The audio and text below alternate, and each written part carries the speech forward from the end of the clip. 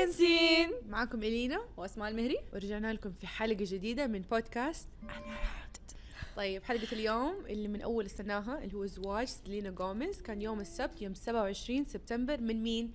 بني بلانكو. يعني كلهم زعلانين الناس إنه كيف سيلينا الأميرة والوحش وما أدري إيش. يعني حتى أنا زعلانة. حبوها يا عمي، مبسوطة وعندهم فلوس وحياتهم حلوة ومبسوطين أحس الموضوع مو المصلحة، أحس إحنا نعرف مصلحتها. أنا أحس أهم شيء هي مبسوطة وإنه الحب والأخلاق تفوز والاحترام يفوز. المهم لا ترجعي تبكي عشان أنا ما حوقف معاكي. أنا حوقف، أنا سيلينا أو ماي جاد، ما درت عننا حقيقي، ما درت عننا بس يعني أنا موجودة. يعني تعرفي الزواج فين كان؟ في سانتا بابرا، كانت في مزرعة خاصة. شفتي الباباراتزي يعني اللي بيعرفوا الزواج فين إلا فيهم لقافة ما هم قادرين يتحملوا، دافعين فلوس عشان هليكوبتر في نايل فيو. يعني شفت الفيو؟ لازم أوريك الفيو. أمانة شوفي هذا التسريب، يعني ما استفادوا من ولا أي شيء، يعني حتى المنظر يعني مو ذاك الشيء، يعني يخوف.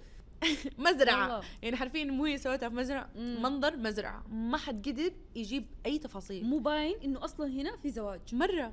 كيف عرفتوا الموقع؟ أوريك من صور التسريب، هذا اللي تسرب. يعني حتى الجودة سيئة. صح، جودة سيئة وديكور بسيط. أنا أحب البساطة، يعني أصلا واضح في سيلينا إنه ستايلها بسيط، يعني زي التوديع العزوبية حقتها كان بسيط. ما أدري ليه أحس المشاهير اللي خاص جربوا كل شيء في الحياة من الفعاليات واكتيفيتيز دائما الأشياء الكبيرة حقتهم تكون بسيطة. متعودين على الرفاهية، متعودين على دي الأشياء. إلا والله صح، ممكن يكون يعني البسيط يخليهم يفرحوا أكتر. يقولوا إنه المعزومين ما كانوا يعرفوا فين هم رايحين، يعني لدي الدرجة كان مرة برايفت. مرة كانت متشددة على هذا الموضوع، خاصة الجوالات. بس شخص واحد كان يعني البستي طبعا تايلور سويفت، في نفس السنة انخطبوا تقريبا، فمرة أيوة حلو. بس يعني انت خلاص سويتي سيكريت، خليها على الكل. يعني لو خلاص موضوعك سرية يعني. بس البستي طبعا لازم تعرف عندي كل شيء الصراحة. ما انت من النوع اللي ما تحبي يعني. ايوه خلاص، لو ما حقول ولا احد، حتى لو أمي. ماما والبستي واختي دول الثلاثة يعني مستحيل الا ما اسوي شيء واقول لهم الصراحة.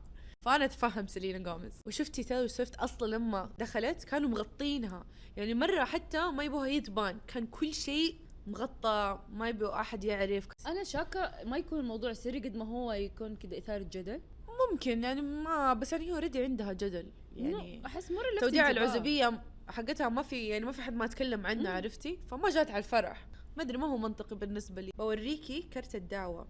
يلا تصدقي شفت كل شيء الا ذكرت الدعوة. أمانة أنا أتحمس له، أحب الكروت. شوفي مرة كتكوت كذا جولد مرة حلو، مرة كيوت. الدائري اللي فيه أحس ذكرني بأيام زمان. أيوة كلاسيك، مرة كلاسيك ونظيف كذا ومرتب. أو ماي جاد صراحة النفس. هو الشيء الوحيد اللي طبيعي في كل الزواج.